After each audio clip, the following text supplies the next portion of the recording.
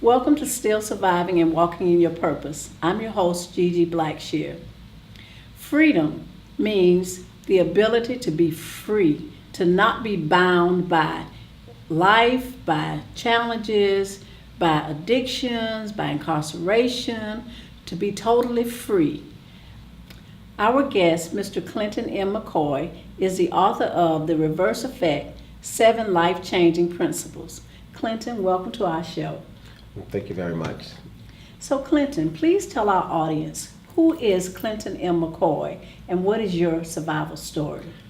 Well, Clinton M. McCoy, first, I'm a father, mentor, coach, trainer, blessed, and someone that's appreciative of the opportunities I have to really maximize my potential and achieve my greatness in life.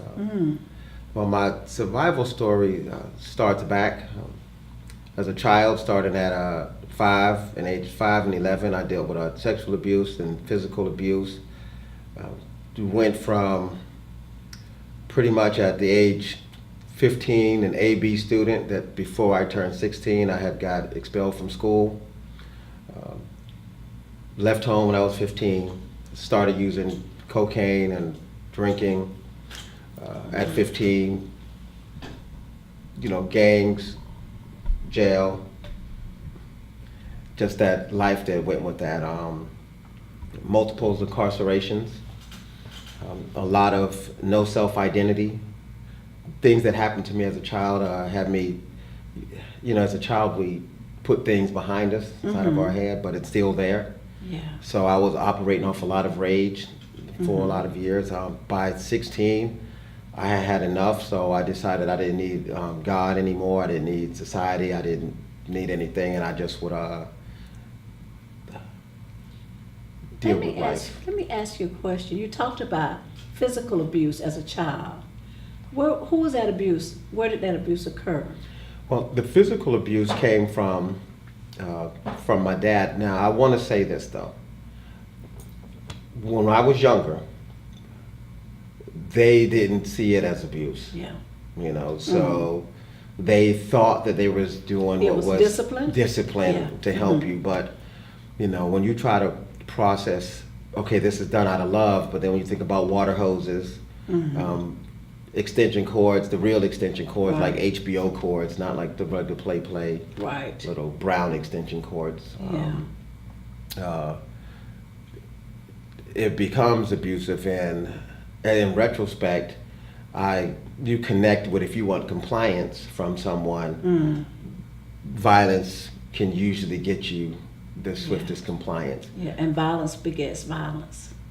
Pain, hurt begets pain and hurt, and it's really hard to understand that. So that's the abuse, what it was. And that was the foundation. The foundation for, well, I would even say not just that in of itself, but the sexual abuse from, one was my babysitter when I was 5. It was a woman, but still was a 5-year-old. You don't, it's all the same, it's yucky. Yes, and then one was a close family member of mine, a male, when I was 11 till I was about 12. So that's a lot for a young person to endure. And then there's really nobody, at those times, for me, there was nobody to tell. Because at least as far as I knew, there wasn't a DCF and these other Right. things. Who could you go tell? Those resources weren't there. Not to your knowledge. Yeah. Yeah.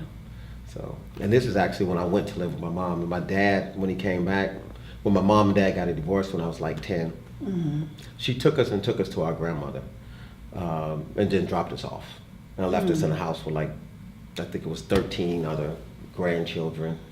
And she was young when she got married, 17. So I guess that was her, being free. And then inside that's when it happened. Now, when my dad came back and got us, when I was probably about 12, and then that changed the environment. So initially you think it's bottled up, Right. and done, but it plays out in other ways. a lot of ways. I went through a time period when I was younger, between like 12 and 15, I'm trying to escape, thinking of how do I get power. So I'm getting into reading things like astral projection and, meditation stuff, playing with just things, just trying to escape. Which eventually added to my knowledge base down the line, though. I believe God actually used, those things. And what I tell people is, to me, I don't think God sends you through trials and tribulations. That's not how it happened with me. There's no testing involved because he already knows the type of student I am. But what I do believe is that he allowed me to make my mistakes and then showed how I can be able to provide value out of those same mistakes. So I went through that till I was, like, say, about 15. And then when I left my dad to go live with my mom again, because my dad was a Marine, first, let me back up. So he was able to keep that stuff suppressed. There wasn't no expression of, that's right, I couldn't be like, right. you couldn't, if you're mad, when you look at him, you got to be like. You had to be like, it's all good. Yeah, but when I went to live with my mom, and there wasn't that same type of strength. You didn't have the structure. It was lying let out the cage. Okay. And then other people that couldn't bring that pain the way my dad did, you was just insignificant. So you couldn't make me respect for that authority. You couldn't make me do much of anything. Okay. So how did that play out in your life as an adult? I mean, you went from parent to parent, from structure to no structure, a little structure. Mm-hmm. How did that help you? Did that help you, or did it cause you? It helped me when I became an adult, when I was able to put it inside a certain perspective. But from 15 to 29. What was that like, 15 to 29? Oh, I was atheist for like 12 or 13 of those years. More of angry, though. That's what I thought it was. Yeah. And I wanted to be able to do things without consequence. So if I felt like if I did something to you and there was nothing after, no God, no reproach, then that was it. But it still was very blessed. And even now I tell my story because I know it helps people. But prison 4 times. I went to trial 4 times. So I won 3 and lost 1. So just being able to be here. There's not a lot of people in history that can actually say that. But the anger, the pain, a lot of misusing of relationships, having good people on my side that I just didn't know how to appreciate and or show love, or the way that I showed it definitely didn't align with the way that they was trying to receive it, because I didn't really know how. I remember one time when I was 12, when we was traveling from Georgia to California when my dad got transferred. My 2 brothers was in one bed and I was in another bed with my dad. And we was going to sleep and he reached in like to hug me like, all right, son. And I was like, I didn't know how to take that. Because that's not how affection was shown. We didn't do that, So he made sure we ate, he took care of us, he provided. But that type of, not like that. So for years, I didn't really even know how to express that, to a point where I thought something was potentially wrong with me.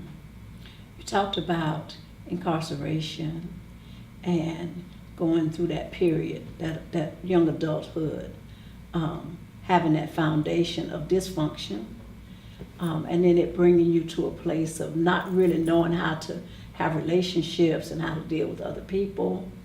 So what was the thing that caused you to turn your life around? What was the thing that allowed you or helped you to move beyond the dysfunction towards a better life? Yeah. Well, oddly enough to say is, well, I got in an accident when I was like 26 or 27. 26. What was your life to that point? Before the accident, what were you? Oh, I was trying to be ultimate Crip gang, trying to be biggest drug dealer.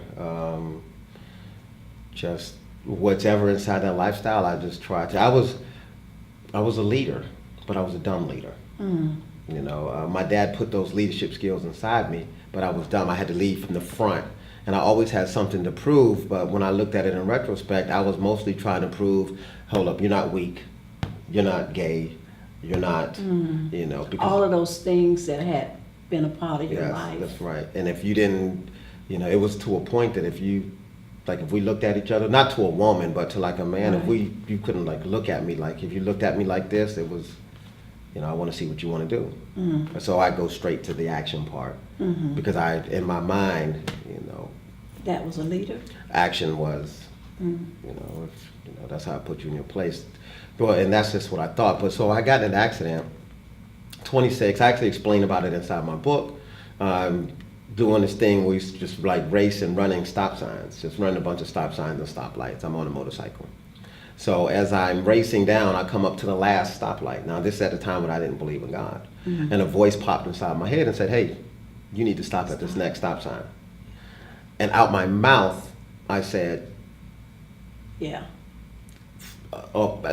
all of that. In other words, I don't need anything. So when I got to the next stop sign, a car pulled out. Oh my. So I ended up breaking my shin bones and stuff like that. And laying on the ground, I realized, well, at first when I was laying on the ground, I was laughing because I didn't know my shins was broke. And I just was like, oh, I'm a warrior. I don't need any gods. I don't need anything like that. I'm straight. And then after a little bit, the pain started to kick in. And it wasn't even so much the accident, it was the healing period after where my physical ability to threaten people was gone. And I was back to that vulnerable state again as a child. On that time on the ground, I believe God showed me multiple ways that my life can go. It didn't put me on a path, it didn't any of that. It's my right to choose. It was just laid out before you. Potential realities. And my words are probably really messing it up because it's really hard to put in words, you know, how it happened. But I decided if I wanted to live, then I need to do this. And I guess would be one of my purposes. I forgot about that. It took me like 3 years to get on board, as big purposes kind of, you know, might do. But that was the catalyst. And then of course still it wasn't happy go after that. I still went to prison 2 more times after that. But my last time, when I was sitting there and just looking at my life, I was about 29, and I just was like, you don't smoke crack. You know, you're sitting in prison 4 times. That's when I just gave up on my plan. You surrendered. I surrendered. And I started to move forward. Actually from there. And it still was a process because when I started to move forward, I still didn't have any faith. I didn't believe. But when I believed, when God spoke to me, told me I didn't have to believe. Only thing I had to do was start walking. And after I started walking, look at the evidence. That sounds like that mustard seed, that tiny grain of faith. I didn't have it then, but now enough has been shown that that's where I walk in now. You can't tell me I'm not going to be great. Well, unless I die or something like that. Is that faith in God or faith in Clinton? Oh, definitely not faith in God. Okay. God is, I feel God revealed himself to me on a personal relationship. Because in me, 15 years ago, if me looking at me now, even the way that I'm dressed, I'd have thought I was gay. Yeah. Because the clothes was too tight. I couldn't even imagine me being the person that God showed me that I would be then. That's why it keeps me grounded in knowing that this is not my plan. Yeah. Because I couldn't have planned for it. It It has to be because I wouldn't plan for it. So let me ask you, what would you say to someone that is actively living that life during that period of time between, 15 to 29? 15 to 29. 15 to 29. What would you say to someone that's actively living that lifestyle right now? Well, first for me, I would require them to have to want some change first. Because if they don't want to change, the only thing I would be is just a seed planter. Mm. I don't worry about the results after that point because that's just not my job. Yeah. But if they want something, first thing I would tell them is look for somebody that could coach you, mentor you, give you some guidance, someone that can be a positive living example. Because a lot of people in that lifestyle, you need to see it now. We talked about freedom. So tell me, do you feel free now? Definitely. Definitely. That's one of the things that I do as a coach is I try to release people from being prisoners to their past and finding freedom. And the beginning of that freedom would be figuring out who you are for yourself. Don't allow someone else to dictate who you should be, who you should hate, how you should act, who you should love, what love is for you, what sadness is. That's what freedom is, what they call your internal locus of control, or in biblical, your free will. Your right to choose who you want to be, and that freedom is just Priceless. priceless. I'll invest everything I have to maintain it. Yeah, yeah. Mr. McCoy, sounds like you have had an absolutely wonderful journey. It's been filled with trials and tribulations, but it has brought you to the place that you are now. So thank you so much for sharing your story with us. We're going to come back and hear more from Clinton in just a moment. Imagine your child was sleeping on the floor and your family was in disarray. Hi, I'm Lisa Shanks with Sisterly Acts Incorporated. We build bridges beyond barriers to give your family food, shelter, clothing, the things that they need to overcome obstacles. You can reach us at www.sisterlyactsinc.com or 904-999-2368.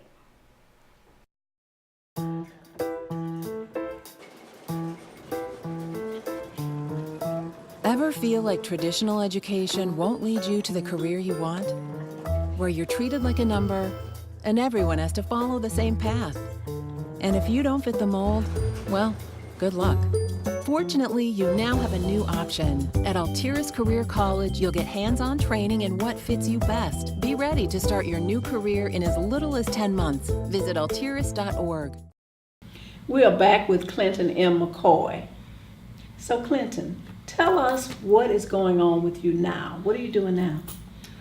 Well, I'm doing a few things now. Most of all is I've been able to, monetize my experiences, and not just for financial profit, but also personal gain, developing a legacy for myself. So I've been able to take the pain of my past and use that to use it as keys to unlock the doors to my future. And I do that with people also. Okay, so how do you do it with people? You say you do it with people. Well, I'm a holistic life and fitness coach. When I say holistic, I'm not talking about nuts and berries. I'm talking about really being able to help you with spiritual, mental, emotional, and physical well-being. I do that with personal training as well, so I do coaching. Just really trying to help people become ex-prisoners of their past and become unstuck. I have a program called Chess for Change, where I teach at-risk kids how to play chess. I'm using chess as a median to help them actually develop certain cognitive skills, social skills, life skills, but also developing certain parts of the brain that's not being developed because of certain lifestyles that we're leading. Give it back to the community. Giving back, and to me that's a form of payment, and it really shows, Redemption? Really, it's an indicator that continually allows me to see that I'm on God's path. Because with a personal relationship with God, people on the outside of that relationship are going to try to define it through their perspective, and they're probably not going to understand. Okay. So as long as the fruits are being borne, and they can see the fruits as well, it allows me to know that, hey, I'm still good. So one, I'm still not governed by a fear of a future. Because you know who's in control of that. Because I know. I'm not governed by a fear of somebody else's future, what they think is down the line for me. And that comes back to freedom again at the same time. I like to, one of my things that I do is try to show young men, women, older men and women, that if you've been incarcerated, that you do not have to count your life out, that there's a lot of things that you can actually do, especially in today's information age. You know, you could write a book, like my book, The Reverse Effect, The 7 Life-Changing Principles, helping people to be able to put their story in a manner that can actually help someone else. Okay, that's wonderful. Well, it sounds like you've got a lot of great things going on. Tell us how we can get in touch with you and also where people can find your book. Okay, well, getting in contact with me is very easy. You can actually just type inside your Google browser, Clinton M. McCoy, or you can go to my website, www.reverseeffect.com, and you can just contact me that way. Also, on any of my social media links, you can find me that way easy. My book is available on Amazon, paperback version, Kindle version, and if you would like a signed copy, you can contact me on any of my social media outlets or go to my website and send me an email. Okay. Clinton, thank you so much for sharing your story with us. It was a pleasure to have you on the show. Well, thank you for this opportunity. We'll be back in just a moment with certified life coach LaRonda Howard.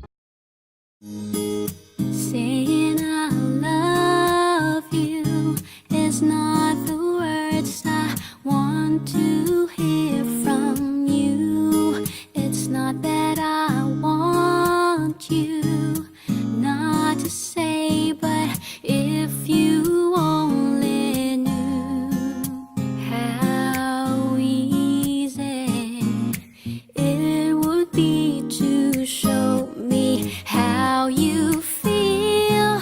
More than words is all you have to do to make it real. Then you wouldn't have to say that you love me, 'cause I'd already know. What would you do? We're back with certified life coach LaRonda Howard. LaRonda, welcome to our show. Thank you. Thanks for having me. After listening to Clinton's story, are there some resources that you could offer to our listeners that may be dealing with some of the same issues that he dealt with? We know that there were a number of things that he talked about. He Yes. talked about child abuse, Yes. physical abuse. He talked about sexual abuse as a child. He talked about trying to, that age group between 15 and 29, where he was trying to figure it out and have a life, make a life for himself. So what are some resources that you could offer, or some advice or words of encouragement to our listeners? Wow, there's two I'm thinking of. One that I'm a part of with some of the work I do, contract work, is called Responsible Fatherhood Coalition. And they are through the Northeast Florida Healthy Start Coalition. Jack Johnson runs that program, and it's all about helping men. So men that has been incarcerated, especially ex-offenders, men in general. They have a lot of programs for, new dads, male responsibility, just a whole wealth of resources for men. And then they have partners. So one of their partners is Operation New Hope. And they also provide a lot of resources for ex-offenders and just men in general. And you can find those. I don't have their contact number, handy, but you can definitely Google them and find them, their website. Again, Responsible Fatherhood Coalition and Operation New Hope. Very good resources for men that have been through some of the things that Clinton mentioned. I'm glad you provided those resources because men typically, unfortunately, don't seek out the help that they need. Very true. In lots of cases, they suffer in silence, and because they don't get the help that they need, they continue to perpetrate those behaviors, and it grows up. It's passed on from generation to generation. Men typically keep all of that stuff in, suppress it, and it plays out in their actions. Even though they don't acknowledge it, we know that there is a root somewhere, and in most cases it started in childhood. And the things that we don't acknowledge, we can't get help for. So providing those resources will be really helpful to those that are listening that may be dealing with some of those issues, that now that they have been able to hear about them and maybe identify with them, some of that was me. What can I do? I want to have the same kind of success that Clinton has been able to have, but I have these issues. And so giving those resources hopefully will help some of our guests be able to get the help that they need. Very much so. And I didn't mention with responsible fatherhood, they have case managers, so they can definitely get that one-on-one with another male. They have mainly male staff, so it's really inviting the programs and events that they have. So it's really impactful. I really would hope that a man that's going through some of those things would reach out to those agencies. Okay. LaRonda, thank you so much for being on our show. It's a pleasure having you. Same here. Thank you. I'll be back in just a moment with my final thoughts. Are you feeling hopeless? Like you're merely existing and not living? Well, come take a life journey with me through the power of God to reveal the best you. Transparent Mask was created to give hope, empowerment, and power to those that need to know who God created them to be. So come grow with me as we overcome, survive, and walk in purpose. You can find Transparent Mask on lulu.com, or you can go to my website, www.purposemotivated.com. One of the purposes of Still Surviving and Walking in Your Purpose is to create empathy.